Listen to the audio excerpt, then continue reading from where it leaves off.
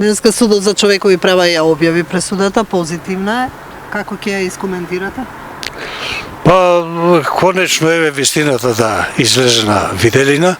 После 5,5 години една макотрпна борба, ако може така да се каже, се оствари проклетството и на премиерот на владата на Република Македонија, кој секогаш имаше обичај да каже дека вистината е многу чудна, таа е како шило и секогаш на врвот на шилото излегува.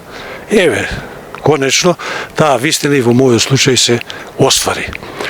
Јас забалево ја прочитав, ја видов пресудата на Европскиот суд за човекови права, објавена и во поширока верзија и во помала верзија.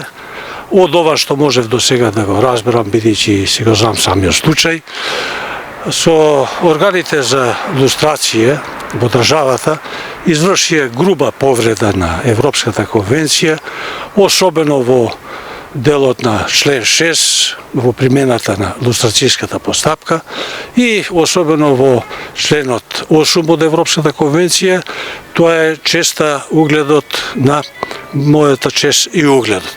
Според тоа, ова вистина јас ја очекував. Таа е, значи, како што реков, повреда на член 8, повреда на честа угледот, на мојот углед, на семејството угледот, тоа е навлегување и длабока повреда на интегритетот на мојата личност.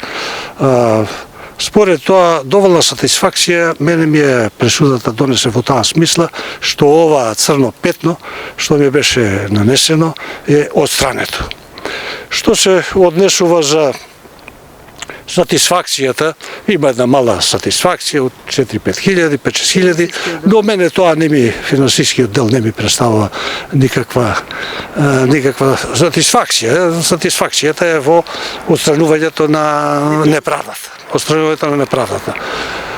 Факт е дека лустраторските органи во 2010 година се поиграа со целиот систем на лустрација, каде што место да се избршат црните петна од минатото, за да се оди похрабро во иднината, тога се злоупотреби нацело ова желба на цивилизираниот свет, каде што се отиде, место тоа се отиде да се прифати една борба со неистомислениците, да се прифати една борба во која што беше и така и насловено да се тоа што јас како председател тогаш на Уставниот суд го имав со улогата во борбата за заштита на уставност и законитоста, да се смета и каде што по едно 50 закони во годината беа прогласувани за противуставни, не заради тоа што судот имаше некој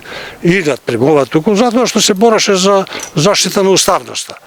Според тоа, се тоа беше криво разбрано од Лустрацијската комисија, се тоа беше на некој начин и од премиерот тогаш на владата дека даде една изјава уште пред да почне самиот процес, дека еве се најде виновникот за рушење на програмата на владата, за рушење на 100 чекори, како што тога ја нарекува програмата, но сето тоа понатаму се изошли до тој степен да јас уште тога и дадов една изјава дека атакот врз мене е атак врз Уставниот суд, а всушност тоа е атак врз правниот поредок на државата.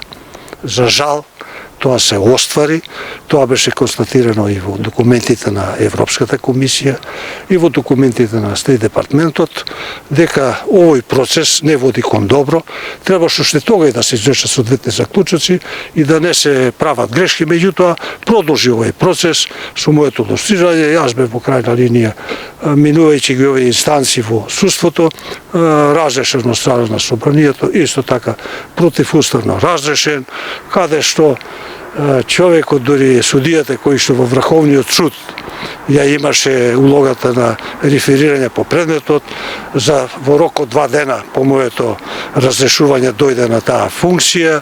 Сето тоа е констатирано во пресудата, е констатирано и некоректното однесување, каде што е нарушена презумпцијата за невиност од страна на премиерот, од страна на председателот на Врховниот суд. Меѓутоа, ова е еден дел на проблемот.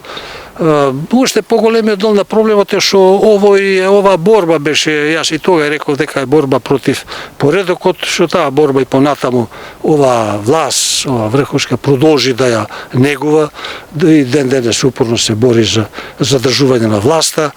Дали и кои се тие методи, а тоа се методи за рушење на демократијата, рушење на институциите на правниот систем.